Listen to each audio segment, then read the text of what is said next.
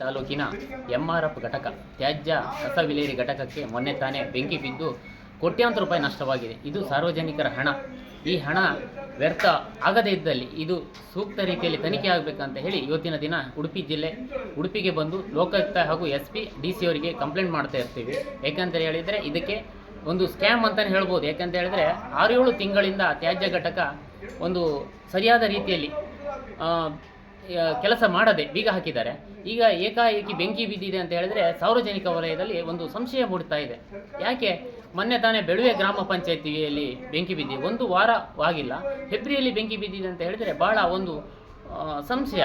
ಯಾಕಂದರೆ ಇದೆಲ್ಲ ಒಂದು ರೀತಿಯ ಗುತ್ತಿಗೆದಾರರು ಹಾಗೂ ಜನಪ್ರತಿನಿಧಿ ಅಧಿಕಾರಿಗಳ ವಿರುದ್ಧನೇ ನಾವು ಸಂಶಯ ವ್ಯಕ್ತಪಡಿಸ್ತಾ ಇದ್ದೇವೆ. ಯಾಕಂತ ಹೇಳಿದರೆ ಒಂದು ನೋವಿನ ಸಂಗತಿ, ಲಕ್ಷಾಂತರ ರೂಪಾಯಿ ಮಿಷನರಿ ಯಂತ್ರಗಳು ಸುಟ್ಟು ಹೋಗಿದೆ, ಒಂದು ಬಿಲ್ಡಿಂಗೇ ಸುಟ್ಟು ಭಸ್ಮ ಆಗಿದೆ. ಅಗ್ನಿಶಾಮಕ ದಳ ನಮ್ಮ ಕಾರ್ಕಳದಿಂದ ಬರಬೇಕು, ಹೆಬ್ರಿಯಲ್ಲಿ ಅಗ್ನಿಶಾಮಕ ದಳ ಇಲ್ಲ, ಅದು ಬರುವ 1 ಗಂಟೆ ವಿಳಂಬವಾಗಿದ್ದರಿಂದ ಸಾಕಷ್ಟು ನಷ್ಟಗಳು ಆಗಿದೆ ಅಂತ ಈ ಮೂಲಕ ನಾನು ಹೇಳ್ತೀನಿ.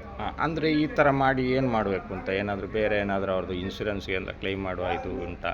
ಅವರು ಈಗಾಗಲೇ ಹೆಬ್ರಿ ಪೊಲೀಸ್ ಸ್ಟೇಷನಲ್ಲಿ ಒಂದು ಇನ್ಶೂರನ್ನು ಕ್ಲೈಮಿಗೆ ಕೊಟ್ಟಿದ್ದಾರೆ ಅಂತ ಕಂಪ್ಲೇಂಟ್ ಬಂದಿದೆ. ನಾವು ನಿನ್ನೆ ತಾನೇ ಹೆಬ್ರಿಯಲ್ಲಿ ಮತ್ತು ಹೆಬ್ರಿ ಪೊಲೀಸ್ ಸ್ಟೇಷನ್ ಹಾಗೂ ತಾಲೂಕ್ ಪಂಚಾಯತಿಗೆ ಒಂದು ಕಂಪ್ಲೇಂಟ್ ಮಾಡಿದ್ದೇವೆ. ಇದು ಸೂಕ್ತ ರೀತಿಯಲ್ಲಿ ತನಿಖೆ ಮಾಡಿ ಅಂತ. ಅದು ಪ್ರೈವೇಟ್ ಕಂಪನಿಗೆ ಯಾರಿಗೆ? ಅದು ಗುತ್ತಿಗೆ ಪ್ರೈವೇಟ್ ಅಂತ, MRF ಪ್ರೈವೇಟ್ ಕಂಪನಿ ಅಂತ ಮೇಲ್ನೋಟಕ್ಕೆ ನಮಗೀಗ ಇನ್ನೂ ನಾವು ಸರಿಯಾಗಿ ಅದನ್ನು ತಿಳ್ಕೊತ ಇದ್ದೀವಿ. ಯಾಕಂತ ಹೇಳಿದರೆ ಯಾಕೋ ಬಹಳಷ್ಟು ಅನುಮಾನ ಕಾಡ್ತಾ ಇದೆ ನಮ್ಮಲ್ಲಿ. ತಮ್ಮ ಹೆಸರು? ಶ್ರೀಕಾಂತ್ ಕುಚ್ಚೂರು.